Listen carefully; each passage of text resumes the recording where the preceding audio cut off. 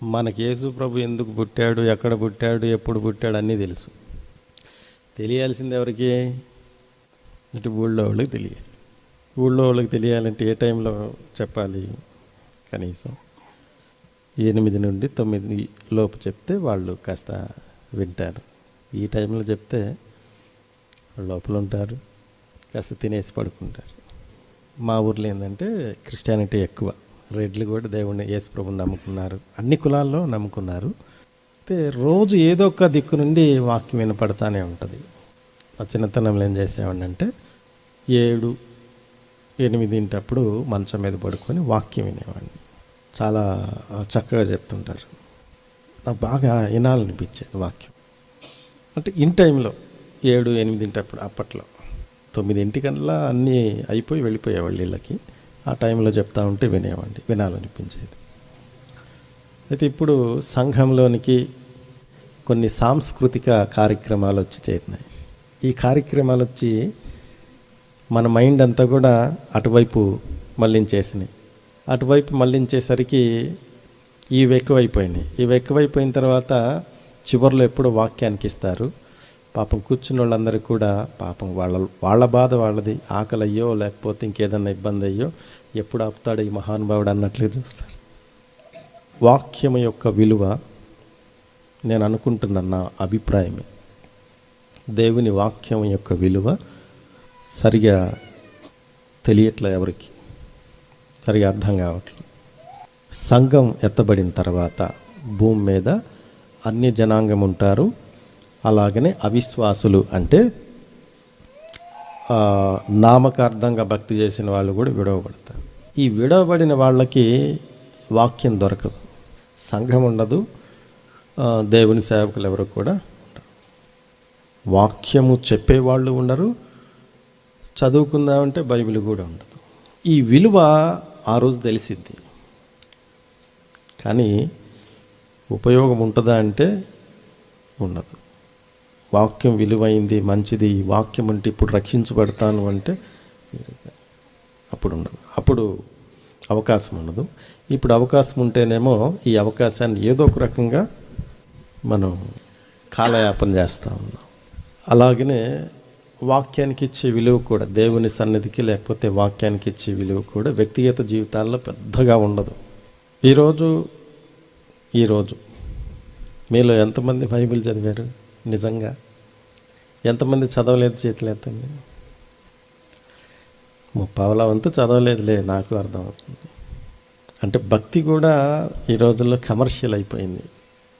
వాక్యం ఈ పరిస్థితిని దేవుని వాక్యం ఏమని చెప్తుంది అంటే, కడవరి దినాల్లో మనుషులు వాళ్ళకిష్టమైన వాటి వైపు చెవించుతారంట. ఏంటి అంటే కల్పనా కథలు కావచ్చు, ఇంకేదైనా కావచ్చు, ఎంటర్టైన్మెంట్, ఆహ్లాదంగా ఏదైనా ఉంటే దాన్ని బాగా ఇష్టపడతారు. నిజంగా వాక్యం మీద ఆసక్తి ఉంటే మనం ఏం చేస్తామంటే, దేవుని సన్నిధి మీద ఆసక్తి ఉంటే, దేవుడంటే భయము, మరణం తర్వాత జీవితాన్ని గురించినటువంటి ఆలోచన కనుక మనకుంటే, లేవగానే కాస్త వాక్యం చదువుకొని ప్రార్థన చేసుకుంటాం. ఇప్పుడు చేసే భక్తి కూడా వాక్యం చదవటం కానీ లేకపోతే ప్రార్థన చేయటం కానీ ఏదో పద్ధతి ప్రకారంగా మన సంప్రదాయం రా ఇది అని చెప్పి చేస్తారు, కానీ ఇష్టపూర్వకంగా హృదయాంతరంగాల నుండి ఆసక్తితోటి భయభక్తులతోటి దేవుడిని సేవించే రోజులు వెళ్ళిపోయినాయి, ఆ రోజులు పోయినాయి. ఈ తరాన్ని గురించి దేవుడు చెప్పాడు, ఈ తరం మంచిది కాదు, మనమున్న తరం మంచిది కాదు. ఈ తరం దేవునికి విలువ ఇవ్వదు. ఈ తరం దేవుడంటే భయం ఉండదు. ఈ తరానికి అక్రమము విస్తరించి ప్రేమ చల్లారిపోయింది అని చెప్తుంది. ఎక్కడ అక్రమము, ఎక్కడ ప్రేమ చల్లారిపోవటము అంటే అది సంఘంలోనే. ఆ రోజుల్లో మనం ఉన్నాం కాబట్టి మనకు పెద్దగా భక్తి ఉండదు, భయం ఉండదు దేవుడంటే. అయితే ఈ తరంలో సుఖానుభవాన్ని ఎక్కువగా మనం కలిగి ఉంటాము. ఈ సుఖానుభవం ఎక్కడికి నడిపించిద్ది అంటే శ్రమల్లోనికి నడిపించింది. ఈ తరం తర్వాత శ్రమలే. అప్పుడు మరలా కాస్త కోస్తో భయభక్తులు తెచ్చుకుంటాం, ఇష్టపూర్వకంగానే, కష్టమైన ఇష్టపూర్వకంగా తెచ్చుకుంటాం. కనుక జాగ్రత్త. దేవుడు ఈ లోకానికి వచ్చాడని మనం సంబరాలు జరుపుకుంటూ ఆ దేవునికి చోటు లేకుండా, ఇందాక స్కిట్ ఒకటి పిల్లలు వేశారు కదా, పాపం భక్తి పరురాలే పిల్ల, కానీ ఆ భక్తిలో దేవుడు లేడు. అదే బాధ. నిజంగా అలాగే ఉంది పరిస్థితి. అలాంటి పరిస్థితి తెచ్చుకోవద్దు. అది క్షేమకరమైంది కాదు. యేసు ప్రభు ఈ లోకానికి ఎందుకు వచ్చాడు మొత్తానికి వచ్చింది ఎందుకు వచ్చాడు?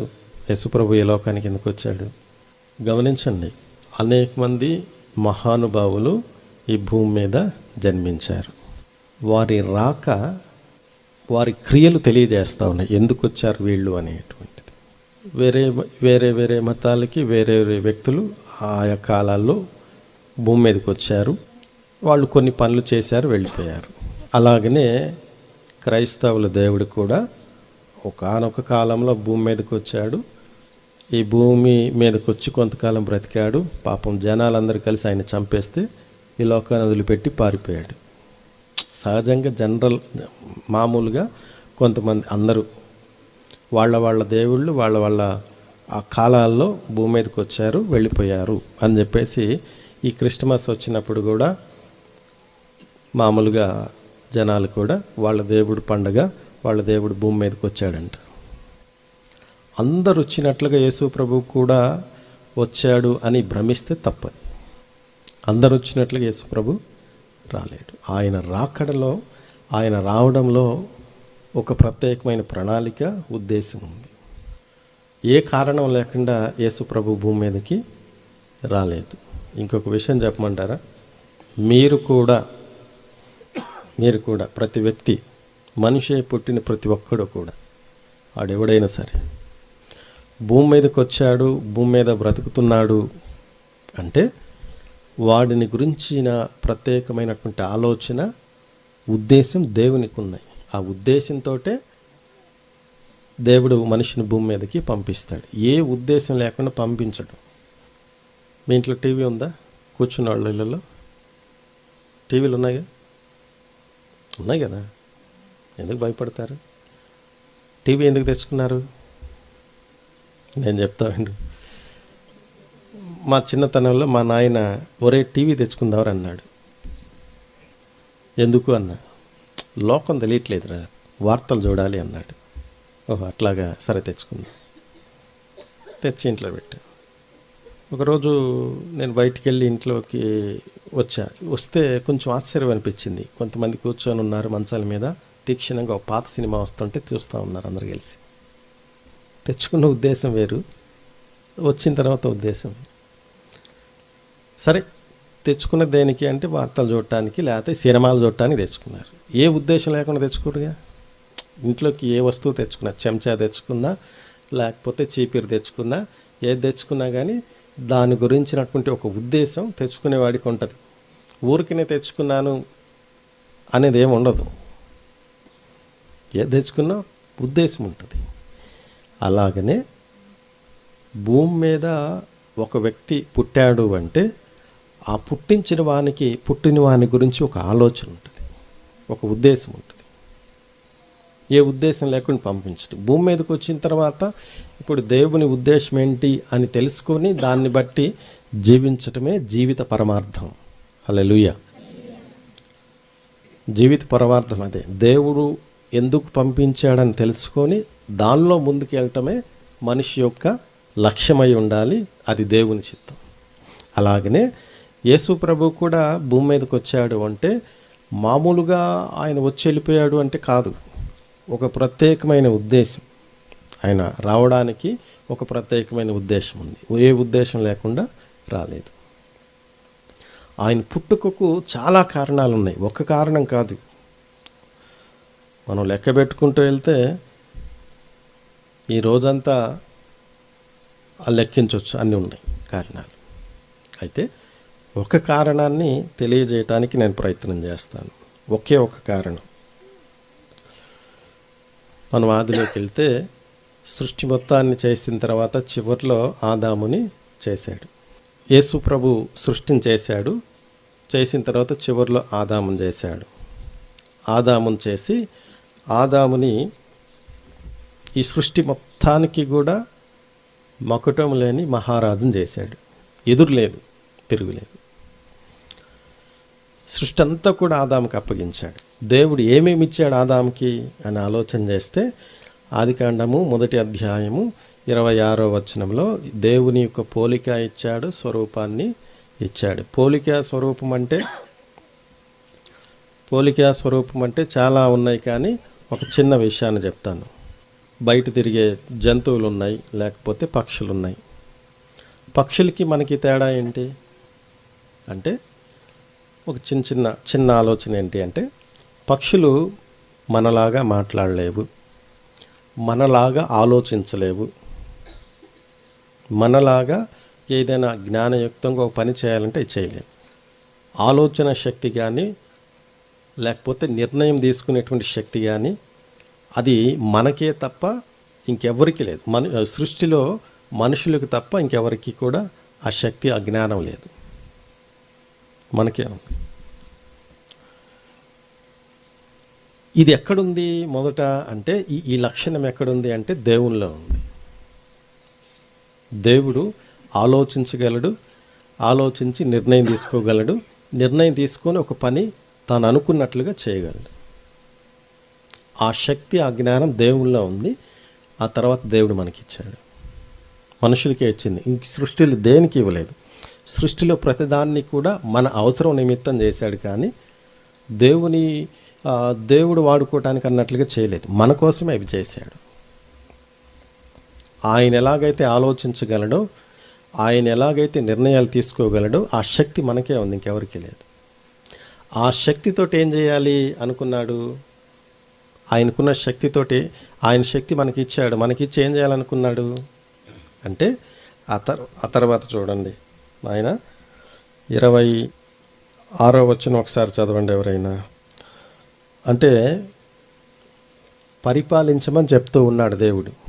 ఎవరితోటి? ఆదాముతోటి. ఆదాముకే చెప్పింది ఇది. ఏం పరిపాలించాలి? పక్షులను, ఆకాశ పక్షులను, పశువులను, భూమి మీద ప్రాకు ప్రతి జంతువును పరిపాలించాలి. పక్షుల్ని పరిపాలించటం ఏంటి, జంతువుల్ని పరిపాలించటం ఏంటి, లేకపోతే ప్రతి పురుగును పరిపాలించటం ఏంటి? దేవుడు పరిపాలిస్తున్నాడా వాటిని? మరి దేవుడు పరిపాలిస్తున్నాడా? పరిపాలించటం అంటే ఏంటో చెప్తాను వినండి. అసలు పొద్దున్నే 7 గంటలకల్లా, చలికాలం కాబట్టి 7 గంటలకల్లా సూర్యుడు వస్తాడు. సూర్యుడు దేవుడు చెప్పినట్లుగా అది పుట్టిన దగ్గర నుంచి ఎప్పటి వరకు కూడా దేవుడు చెప్పినట్లుగానే అది చేస్తుంది. దేవుడు చెప్పినట్లుగానే అది ఎట్లా చేస్తుంది? అది మనలాగా మాట్లాడిద్దా? మనలాగా ఆలోచించిద్దా? మనకున్న జ్ఞానం దానికున్నదా? ఒకవేళ మనలాగా లేకపోతే అది ఎట్లా చేస్తుంది? అది ఎట్లా వింటుంది? అంటే దేవునికి దాన్ని కంట్రోల్ చేసేటువంటి శక్తి ఉంది. దాన్ని కంట్రోల్ చేసే శక్తి దేవునికి ఉంది. దేవుడు చెప్పినట్లుగా అది తిరుగుతూ ఉంది. దాని గురించి ఇంకొక విషయాన్ని చెప్తాను. ఈ సూర్యుడు కొంచెం ముందుకి జరిగితే 7 అంగుళాలు, అంగుళం అంటే ఇంత, 7 అంగుళాలు కనుక జరిగితే భూమి అంతా కూడా మంచుగడ్డ అయిపోతుంది. ఒకవేళ అక్కడి నుంచి మరలా 14 అంగుళాలు వెనక్కి జరిగితే ఈ భూమి అంతా కూడా బూడిదైపోతుంది. అంటే అంగుళం తేడా వచ్చినా కానీ ఎంతో మార్పు ప్రపంచం మొత్తం కూడా వచ్చేస్తుంది. అంటే అంగుళం కూడా తేడా రాకుండా, ఒక అంగుళం కూడా తేడా రాకుండా అది దేవుడు పుట్టించిన దగ్గర నుంచి ఇప్పటి వరకు అది తిరుగుతానే ఉంది. దేవుడు చెప్పినట్లుగా, దేవుడు ఏదైతే చెప్పాడో దానికి అది చేస్తానే. దేవుడికి ఏ శక్తి అయితే ఉన్నదో, పరిపాలించడంలో ఏ శక్తి అయితే ఉన్నదో, ఆ దేవుని స్వరూపమైనటువంటి మనకు కూడా ఆ శక్తి ఇచ్చాడు. అర్థమవుతుందా? మనకు కూడా ఆ శక్తి ఇచ్చాడు. ఆ శక్తి ఇచ్చి మనల్ని పరీక్షించాడు, తెలుసా? ఆ శక్తి ఇచ్చి మనల్ని పరీక్షించాడు. ఎలా పరీక్షించాడు అంటే, గమనించండి, దేవుడు చేయాల్సినంత చేసేసి కొంత మనిషికి వదిలేశాడు. ఏంటి అంటే జంతువులన్నిటికీ పక్షులన్నిటికీ కూడా పేర్లు పెట్టరా అని చెప్పేసి వదిలేశాడు. అన్నిటికీ అన్నీ వచ్చేసి ఆదాం దగ్గరికి వచ్చేసి పేరు పెట్టించుకొని వెళ్ళినాయి. పక్షులు పేరు పెట్టించుకున్నాయి, జంతువులు కూడా. పక్షులు జంతువులు ఎన్ని ఉంటాయి సుమారుగా ప్రపంచం మొత్తం మీద? మీ ఊర్లో జంతువులు ఎన్ని ఉన్నాయి? సాంబయ్య చెప్పబోయా, మీ ఊర్లో ఎన్ని ఉన్నాయి చెప్పు. లక్షల్లో ఉన్నాయి, లక్షల్లో ఉన్నాయి. దాదాపుగా పక్షులు జంతువులు నేను విన్నది 4 లక్షల రకాలు ఉన్నట్లుగా విన్నాను. ఇప్పుడు వీటన్నిటికీ పేరు పెట్టింది ఎవరు? ఆదాం. గమనించండి, ఒక 100 పేర్లు టకటక చెప్పగలరా కూర్చున్న వాళ్ళు ఎవరైనా? 100 పేర్లు టకటక చెప్పాలంటే మనం చెప్పలేం. మరి లక్షల్లో పేర్లు పెట్టాడు అంటే, ఒకదానికి పెట్టిన పేరు మరొక దానికి పెట్టకుండా పెట్టాడు అంటే ఆదాముకున్న జ్ఞానం ఎటువంటిది? అలాగనే అసలు జంతువులకు పేర్లు పెట్టడం ఏంటి? మన పిల్లలు పుడితే మన పిల్లలకు పేర్లు పెట్టుకుంటాం. ఇంట్లో కుక్కిని దానికి కుక్కకో పేరు పెట్టుకుంటాం, మనం పెంచుకునే కుక్కకి. ఇప్పుడు ఆదాం ఏమైనా వాటన్నిటిని పెంచుకుంటున్నాడా అంటే పెంచుకోవట్లేదు, కానీ అంతకు మించి చేస్తున్నాడు. దేవుడే శక్తి ఇచ్చాడంటే ఒరే ఇవన్నీ నీయే పరిపాలించు అన్నాడు. వాటన్నిటికీ పేర్లు పెడతా ఉన్నాడు. ఇది ఎలా సాధ్యము అంటే గమనించండి, దేవుడు ప్రతి దాన్ని కూడా సృష్టించాడు, ప్రతి దాన్ని కూడా పరిపాలిస్తున్నాడు. చెట్టు కావచ్చు, పుట్ట కావచ్చు, జంతువు కావచ్చు, పక్షి కావచ్చు, పురుగు కావచ్చు, అన్ని. ఆ శక్తి ఈరోజు మనం చెప్పుకుంటా ఉంటే చాలామందికి మీలో అర్థం కావట్లేదు. వాటిని పరిపాలించడం ఏంటి? అంత గొప్ప ఉన్నత స్థితిని దేవుడు మనకిచ్చాడు. ఉన్నత స్థితి. ఆ స్థితిని పోగొట్టుకున్న తర్వాత మట్టి బుర్రలు అయిపోయినాయి ఇవన్నీ కూడా. ఏదైనా గొప్ప విషయం చెప్తే అర్థం కాని స్థితిలోనికి వెళ్ళిపోయాం. మన జ్ఞానాన్ని మనం చెరుపుకున్నాము. ఎలా చెరుపుకున్నాము, ఎలా పాడు చేసుకున్నాము అంటే మన జ్ఞానము బుద్ధిహీనమైన వాటి మీదకి వెళ్ళిపోయింది. ఈ లోకంలో సంపాదించుకోవాలి, ఆస్తులు కూడా కట్టుకోవాలి, లేకపోతే ఇంకేదైనా చేయాలి, లోక సంబంధమైన వాటి మీదే ఉండిపోయింది మన మనసంతా కూడా. దైవికమైనటువంటి విషయాల మీదకి వెళ్ళట్లేదు. నిజంగా గనక దైవికమైన విషయాల మీదకి వెళితే, నిజంగా దేవుడిని అర్థం చేసుకుంటే అసలు దేవుడు నీకు ఇచ్చినటువంటి ఆస్తి ఏంటో అర్థమవుతుంది. నిజంగా అది అర్థం చేసుకుంటే లోక సంబంధమైంది కొంతకాలమే కదా అని చెప్పేసి మన మనస్సంతా నిజంగా ఆ వాక్యం మీదకి వెళితే ఆ దేవుడు మనకిచ్చిన ఆస్తి మీదకి, నిజంగా ఆస్తి అది, ఇది కాదు. ఈ లోకాన్ని గురించి ఏమని చెప్పాడంటే ప్రభువు అగ్ని చేత మొత్తం కూడా దహించి వేయబడిద్ది అన్నాడు. ఒకసారి నీళ్ల చేత మొత్తం నాశనం అయిపోయింది, రాబోయే కాలంలో అగ్ని ద్వారా మొత్తం బూడిదైపోతుందని చెప్పాడు. అటువంటిది మరి నా ఆస్తి ఏంటి అని చెప్పేసి అడిగితే ప్రభువుని అంతకు మించి ఉందిరా నాయన అని చెప్పేసి అన్నాడు. ఆదిలో దేవుడు ఆదాముకి ఆ శక్తి ఇచ్చాడు, ప్రతిదాన్ని కూడా పరిపాలించే శక్తి ఇచ్చాడు. చేపల్ని పరిపాలిస్తాము అని చెప్పాడు. పరిపాలించటం అంటే యెషయా గ్రంథంలో ఆకాశమ ఆలకించు, భూమి చెవియొగ్గు అంటాడు. దేవుడు మాట్లాడితే ఈ రెండిటికి, ఆకాశానికి భూమికి అర్థమవుతుందంట. ఆకాశానికి భూమికి అర్థమైతే దేవుడు ఆ శక్తి మనకిస్తే మనం మాట్లాడితే అర్థం కాదా? మనం మాట్లాడితే అర్థం కాదా? అంటే అంతకుముందు ఇచ్చాడు ఆ శక్తి. ఒక ప్రవక్త గారికి బుద్ధి తెప్పించడానికి గాడిద చేత మాట్లాడించాడు దేవుడు. గాడిద మాట్లాడింది ప్రవక్త గారితోటి. అంటే మనకి కంటికి కనిపించే ప్రపంచం వేరు, కంటికి కనిపించకుండా కూడా అద్భుతమైన లోకము మన చుట్టూ ఉంది. అది తెలుసుకోలేకపోతున్నాం. ఆదాము పాపము చేయకముందు ఇదంతా కూడా చూడగలిగాడు, ఇదంతా కూడా చేయగలిగాడు. ఆ జ్ఞానం పోయింది, ఆ తెలివితేటలు పోయినాయి, ఆ శక్తి పోయింది, అంతా పోయింది. ఈరోజు మన పరిస్థితులన్నీ కూడా మారిపోయినాయి. ఉన్నత స్థితిని పోగొట్టుకొని దిగజారిపోయాం మనం. దానికి తోడు దేవుడి మీద ఒకడు ఒరే దేవుడు నీకు అన్యాయం చేశాడు అంటే నిజమా అని చెప్పేసి దేవుని మీద తిరుగుబాటు చేశారు. ఎవరు? ఆదాము అవ్వ అదేగా చేసింది. దేవుడు మీకు అన్యాయం చేస్తున్నాడంటే వీళ్ళు కూడా సాతాను తోటి చేయగలిపాడు. వీళ్ళు కూడా సాతానుతో చేయగలిపి దేవుడు నిజంగానే మాకు అన్యాయం చేశాడని చెప్పేసి ఆ పండు తిన్నారు. ఉద్దేశం అదే. మీరు గొప్పవాళ్ళు అవ్వటం దేవునికి ఇష్టం లేదు, అందుకని అవి తినొద్దన్నాడు. ఆ మాటలన్నీ కూడా చదివి అర్థం చేసుకుంటే అదే పండు తిన్నారు.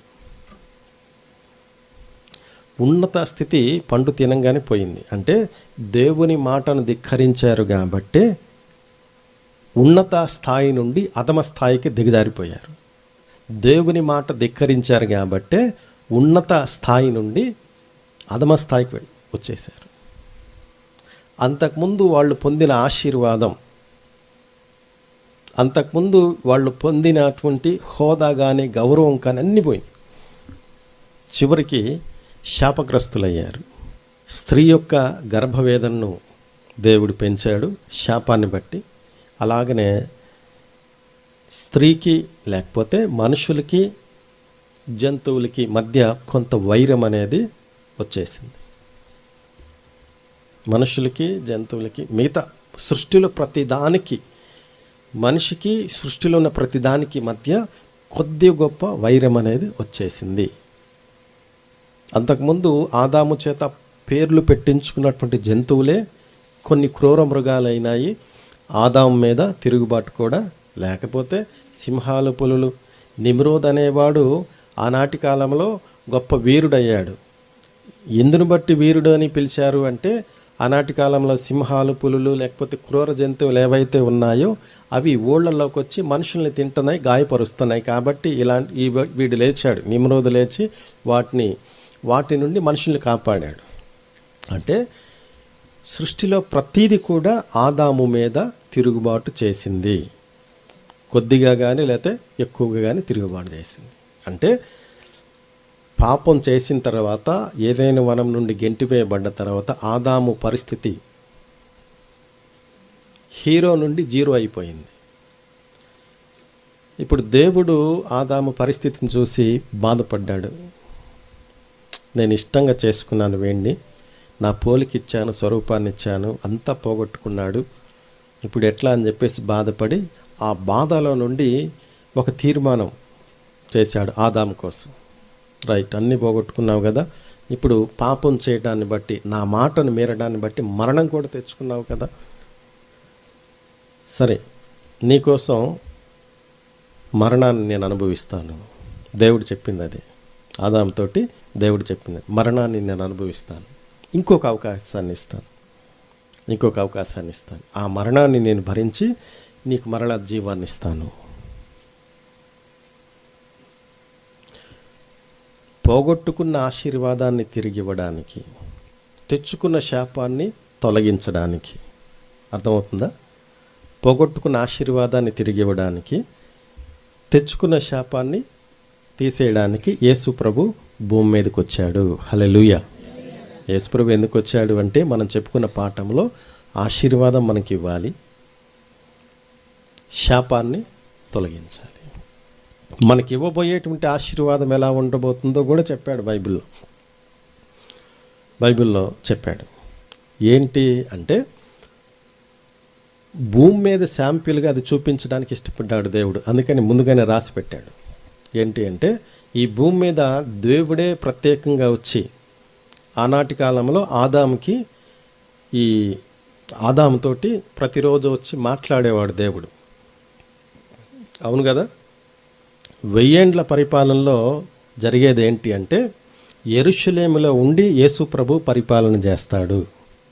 ప్రపంచంలో దేశానికి ఒక ముఖ్యమంత్రి, లేకపోతే ప్రధానమంత్రి, లేకపోతే రాష్ట్రానికి ఒక ముఖ్యమంత్రి ఉన్నట్లుగా ఇప్పుడున్నట్లుగా అప్పుడు ప్రపంచం మొత్తం ఎవరు పరిపాలన చేస్తారు అంటే,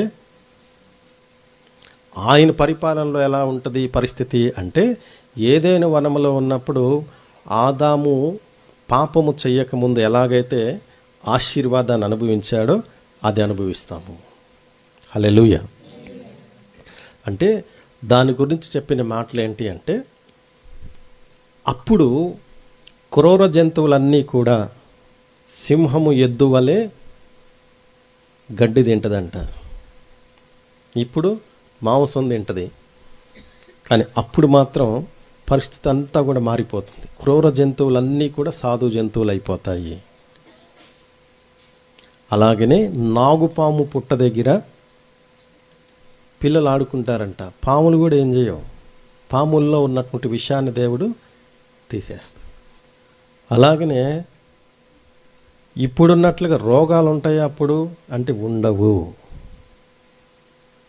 శరీర ఆరోగ్యాన్ని దేవుడు పరిపూర్ణంగా ఇస్తాడు.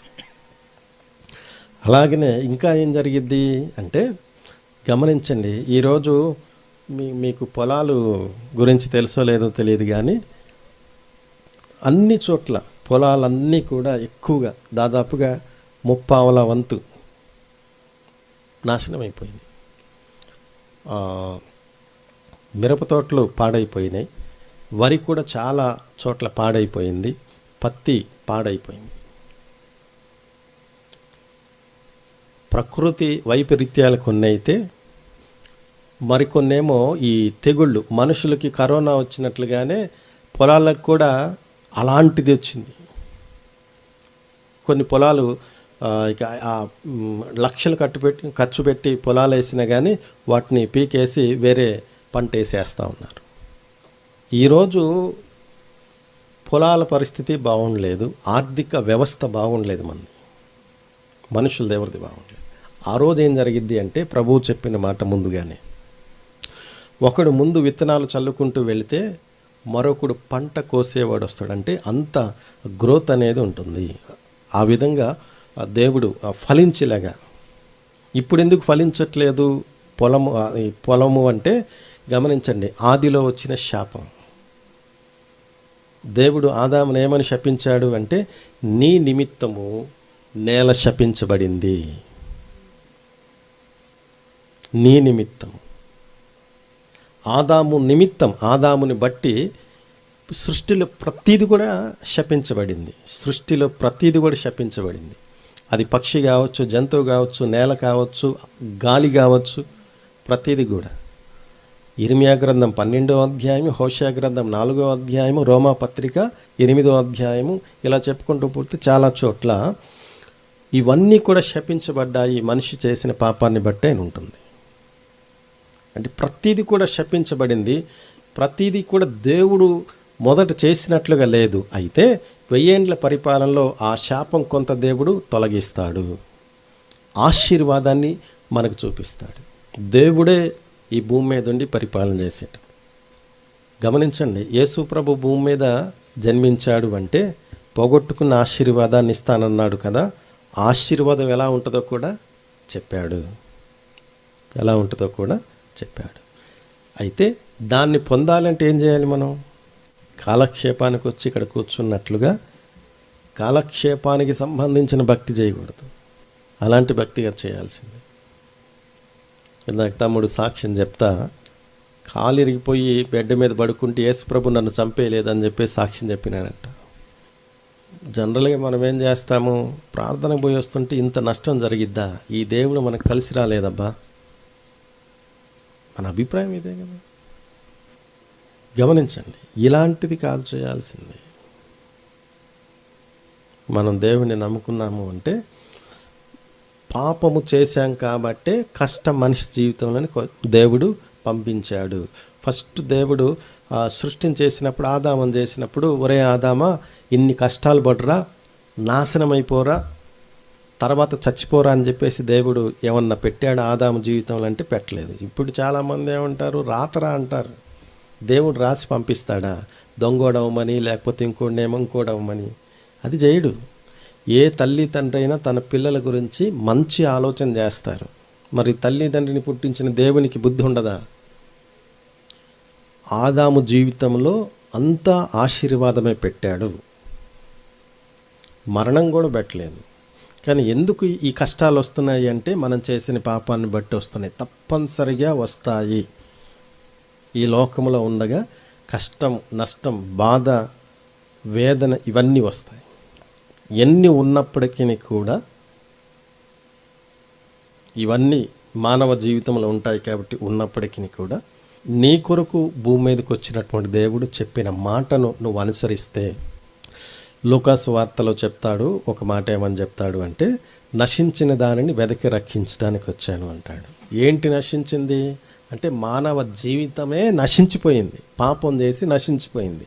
నశించిపోయాం కాబట్టి మనల్ని రక్షించడానికి యేసుప్రభు భూమి మీదకి వచ్చాడు, మనల్ని వెతుక్కుంటూ వచ్చాడు. ఆదిలో అదే చెప్పాడు ఆదాము దగ్గర, ఒరే నాయనా, నేను ఇష్టంగా చేసుకున్న కొడుకురా, నువ్వు పాపం చేసి మరణాన్ని తెచ్చుకున్నావు, సరే ఆ మరణాన్ని నేను భరిస్తానులే, ఒకానొక నాటికి వచ్చేసి దీని నుండి విముక్తి కలిగిస్తానులే అని చెప్పేసి చెప్పాడు. అందుకనే అక్కడ ఆ మాట చెప్పాడు కాబట్టి లోకాసు వార్తలో చెప్తున్నాడు, నశించిన దాన్ని మన జీవితం నాశనం చేసుకున్నాం కాబట్టి బాగు చేయడానికి వచ్చాడు.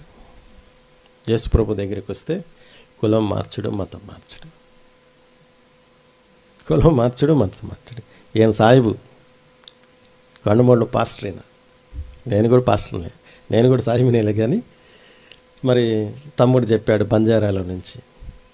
తర్వాత ఇక్కడ కొంతమంది పిల్లలు మన దగ్గర దేవుని కృపను బట్టి మన దగ్గర రక్షించబడిన వాళ్ళు, వెనక్కి కూర్చున్న వాళ్ళు, ఒక అబ్బాయి ఉన్నాడు, బయటికి వెళ్ళినట్టున్నాడు. మీ అందరికీ సోది చెప్తారన్నమాట వాళ్ళు, కాసేపు అవకాశం ఇస్తే. తెలుసా? సోది చెప్పేవాళ్ళు. వాళ్ళు ఇప్పుడు సోది చెప్పట్లా, అవకాశం వస్తే యేసుప్రభు గురించి చెప్తారు. మనం మన జీవితాన్ని పాడు చేసుకున్నాం కాబట్టి మన జీవితాల్ని బాగు చేయడానికి వచ్చాడు యేసుప్రభు. బాగు చేయడానికి వచ్చాడు కాబట్టి నీ జీవితాన్ని ఆయన చేతిలో పెడితే, అంటే మీరు ఎక్కడెక్కడైతే చర్చికి వెళ్తున్నారో, దేవుని సన్నిధికి వెళ్తున్నారో, ఆ సన్నిధిలో, దేవుని సన్నిధిలో చెప్పే మాటలు ఏవైతే ఉంటాయో అవి హరికథా కాలక్షేపంలాగా వినకుండా, అర్థమవుతుందా? ఏ మాట అయితే చెప్పారో జాగ్రత్తగా నీ జీవితానికి తీసుకోవాలి. నీ జీవితానికి ఎందుకు తీసుకోవాలి అంటే, దేవుడు సరిచేసేటప్పుడు నీ జీవితాన్ని దానిలో పెట్టి చూసుకున్నప్పుడు, ఇదిగో ఈ లోపం నాలో ఉంది కదా, నేను సరి చేసుకోవాలి, నేను ఇట్లా ఉండకూడదు అని చెప్పేసి ఎప్పుడైతే భావించి ఆ వాక్యాన్ని నీ జీవితానికి తీసుకుంటావో అప్పుడు నువ్వు దేవుడు మనం పోగొట్టుకున్న ఆశీర్వాదాన్ని ఇవ్వడానికి వచ్చాడు కదా, ఆ ఆశీర్వాదం తర్వాత ఇవ్వబోతున్నాడు. అలాగనే శాపాన్ని తెచ్చుకున్నాం కదా, ఆ శాపాన్ని తొలగిస్తాడు. పోగొట్టుకున్న ఆశీర్వాదాన్ని ఇస్తాడు, తెచ్చుకున్న శాపాన్ని తొలగిస్తాడు. ఎప్పుడు అంటే వాక్యం వింటూ ఉన్నప్పుడు ఆ వాక్యం నీ జీవితంలో పనిచేయాలి. ఎలా పనిచేయాలి అంటే, గమనించండి, ఇంతకుముందు మనం ఏదైనా గొడవ వస్తే మనకు మించిన వాళ్ళు ఎవరు లేరు అన్నట్లుగా మాట్లాడుతాం కదా. ఇప్పుడు యేసుప్రభుని నమ్ముకున్న తర్వాత అవన్నీ పోవాలి. చర్చిలో చెప్పేది, ప్రతి ఆదివారం సంఘంలో చెప్పేది ఇవి అనుసరించగలిగితే తప్పనిసరిగా ఇదిగో దేవుడు స్థాపించబోయేటువంటి 1000 ఏండ్ల పరిపాలన దానిలో ప్రవేశిస్తాం.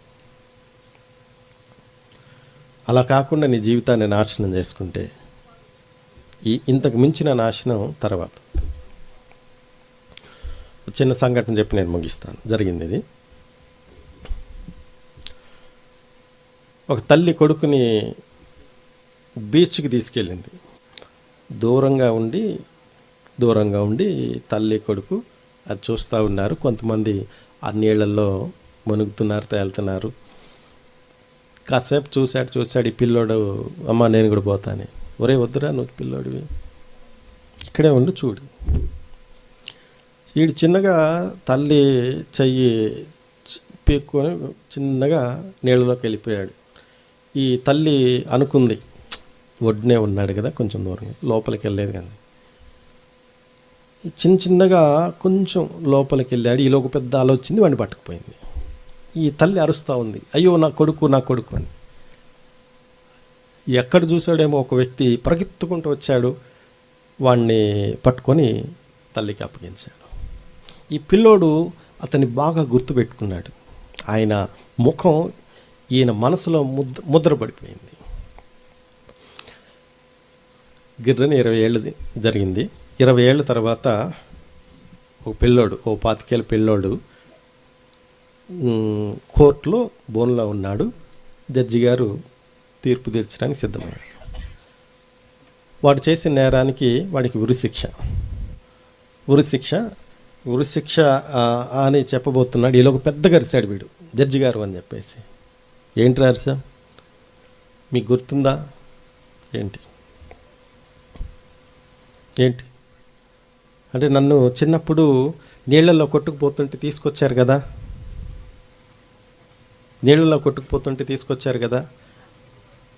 అవునరా, గుర్తొచ్చావు. ఇప్పుడు నేను చేసిన ఈ తప్పును కూడా మీరు మన్నించి నన్ను వదిలేసేయండి.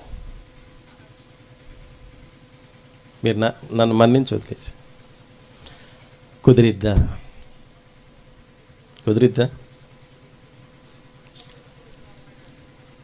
నీళ్ళల్లో కొట్టుకొని పోతూ ఉన్నప్పుడు తెలుసో తెలియకో పొరపాటు నీ జీవితంలో జరిగింది. అప్పుడు పెద్ద ఆయన వచ్చేసి కాపాడాడు. ఇప్పుడు తెలిసి కావాలని తప్పు చేశావు, మరలా ఆయన రక్షించాలంటే ఆయన చేతుల్లో లేదు. ఆయన న్యాయస్థానంలో ఉన్నాడు, తీర్పు తీర్చేటువంటి స్థితిలో ఉన్నాడు. ఈ తీర్పు తీర్చేవాడు నీకొక న్యాయము, పక్కోడికి ఇంకో న్యాయం చెప్పడు, అందరికి ఒకే న్యాయం. అర్థమైందా? ఏమర్థమైంది? ఒకసారి తప్పు చేస్తే దేవుడు క్షమించాడు, అందుకనే ఆ తప్పు నిమిత్తమై మరణించాడు వచ్చి. మరొకసారి మన జీవితాన్ని పాడు చేసుకుంటే దానికి నువ్వే 2000 సంవత్సరాల క్రితం యేసు ప్రభువు పడరాని పాటలు నీ కోసం పడ్డాడు, అనరాని మాటలు అనిపించుకున్నాడు. ఆయన బలవంతుడయ్యండి కూడా నీ కోసం బలహీనుడై మరణించాడు, దిక్కులేని చావు చచ్చాడు. ఎందుకు ఇవన్నీ చేశాడు అంటే నీ జీవితాన్ని, నశించిపోయిన పాడైపోయిన నీ జీవితాన్ని బాగు చేయటానికి. మరొకసారి రాబోతున్నాడు. యేసు ప్రభువ, చర్చిలో చేపలు వేసానయ్యా, నాటికలు కూడా వేసాను, లేకపోతే మరి కానుకలు కూడా ఇచ్చానయ్యా, నన్ను రక్షించు అంటే జరిగే పని కాదు. పొలాలకు కూలికి వెళ్ళినప్పుడు పక్కా అడిగిందంట, ఏమే రాత్రి నాటికి నేను చూడలేదు, వేరే చోటుకి వెళ్ళాల్సి వచ్చింది, చెప్పవే అంటే ఎట్ట చెప్తారు? నాటికల్లో అది నటించిన వాళ్ళకంటే కూడా మీరు జీవించి చెప్తారు. నిజమే కదా. పోయిన ఆదివారం చెప్పిన వాక్యం ఈ వారానికి గుర్తుంటుందా చెప్పండి? ఎందుకని? మీ జీవితానికి తీసుకుంటే గుర్తుంటుంది. మీ జీవితానికి మీరు తీసుకోరు. ఆయన ఏదో చెప్పుకొని పాపం ఆయన బాధ అయింది అని వదిలేస్తారు. రేపొద్దున నీ బాధ ఎవరు చూస్తారు? కనుక దేవుడిచ్చినటువంటి ఈ జీవితాన్ని నాశనం చేసుకోకుండా, పాడు చేసుకోకుండా, మరలా ఆయన రాబోతున్నాడు. రక్షించడానికి నీకోసం ప్రాణం పెట్టడానికి కాదు, ఉన్న ప్రాణాన్ని తీసేయడానికి రాబోతున్నాడు. ఉన్న ప్రాణాన్ని తీసేయడానికి రాబోతున్నాడు కాబట్టి కస్తూళ్ళ దగ్గర పెట్టుకొని నీకోసం, నీ కుటుంబం కోసం భక్తి చేయి. ప్రభు వచ్చాడు అని సంతోషించు. అయితే ఆయన సంతోషించాలి అంటే నీ జీవితం లోపయుక్తంగా లేకుండా చూసుకో, పాపయుక్తంగా లేకుండా చూసుకో. జాగ్రత్త పడు. ఈ నిమిషం తర్వాత ఏం జరిగిద్దో తెలియదు. కారంపూడిలో సెకండ్ వేవ్ కరోనా వచ్చినప్పుడు చాలామంది చచ్చిపోయారు పాపం. ఒక ఆయన అయితే అది వెంటిలేటర్ల మీద ఉండి ఆయన చెప్పాడు, నన్ను బతికిస్తే 3 కోట్లు ఇస్తానన్నాడు. నువ్వు 5 కోట్లు ఇచ్చిన లేదురా అబ్బాయి అన్నారు. ఇంకో ఇంట్లో ఏం జరిగిందో తెలుసా? పొద్దున పూట ఆ ఇంట్లో మగోళ్ళు ఇద్దరు, అంటే తండ్రి కొడుకు, ఆ కొడుక్కి 3 ఆడపిల్లలు. ఆ కరోనా టైంలో పొద్దున పూట తండ్రి చచ్చిపోయాడండి, సాయంత్రం కొడుకు చచ్చిపోయాడు. ఒకే ఇంట్లో జరిగింది ఇది. ఆయనది సెంటర్లో కొట్టు, కారంపొడి సెంటర్లో కొట్టు. అయింది. ఎన్ని డబ్బులున్నా పని చేయలేదు, ఎన్ని డబ్బులున్నా పని చేయలేదు. ఇంకో ఇంట్లో జరిగింది ఏందో తెలుసా? ఆ ఇంట్లో అందరికీ కరోనా వచ్చింది. ఫస్ట్ ఒక ముసలామెకి వస్తే ఆమెకు చూపించుకొని వచ్చి ఇంట్లో మందులు ఆడుతున్నారు. మిగతా వాళ్ళకి కూడా వచ్చింది. మిగతా వాళ్ళందరూ ఆమెను ఇంట్లో పెట్టేసి వెళ్ళిపోయారు. ఇంట్లో పెట్టి తాళం వేసి వెళ్ళిపోయారు. ఎందుకు తాళం వేశారో తెలుసా? ఏమిడు చచ్చిపోద్ది, మందులు వేసినా చచ్చిపోద్ది, మందులు అయిపోయినా చచ్చిపోద్ది, అది తాళం వేశారు, వెళ్ళిపోయారు. వెళ్ళిపోయిన తర్వాత 2 రోజులకు 3 రోజులకు ఫోన్ చేశాడు. ఎవరికి? పంచాయతీలో ఉన్న వాళ్ళకి ఫోన్ చేశారు.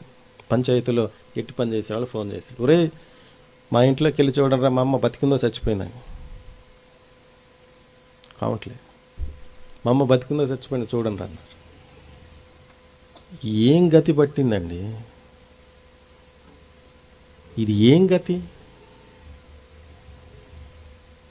అర్థమవుతుందా? ఆ పరిస్థితి వచ్చింది. దేనికి వచ్చింది? మన పాపం ఎక్కువైపోయినప్పుడు దానికి తగ్గట్లుగానే దేవుడు పంపిస్తూ ఉంటాడు. వెనకట్లో ఒక పాట రాశారు మహానుభావులు ఎవరు, ఏమని? తల్లి జాడ పిల్లకి లేక. కరోనా టైంలో అదే జరిగింది. రాబోయే కాలంలో ఇంకా అలాంటిది జరిగింది, అంతకుమించి జరిగింది. కనుక ఎవరి జీవితానికి వాళ్ళే ఉత్తరవాదులు. ఎవరి జీవితానికి సంబంధించిన తీర్పు వాళ్ళకి దేవుని దగ్గర జరిగిద్ది. కాబట్టి ఈ జీవితాన్ని పాడు చేసుకోకుండా బాగు చేసుకుందాం. చిన్న ప్రార్థన చేసుకుందాం. మోకరించండి విన్న వాక్యాన్ని బట్టి.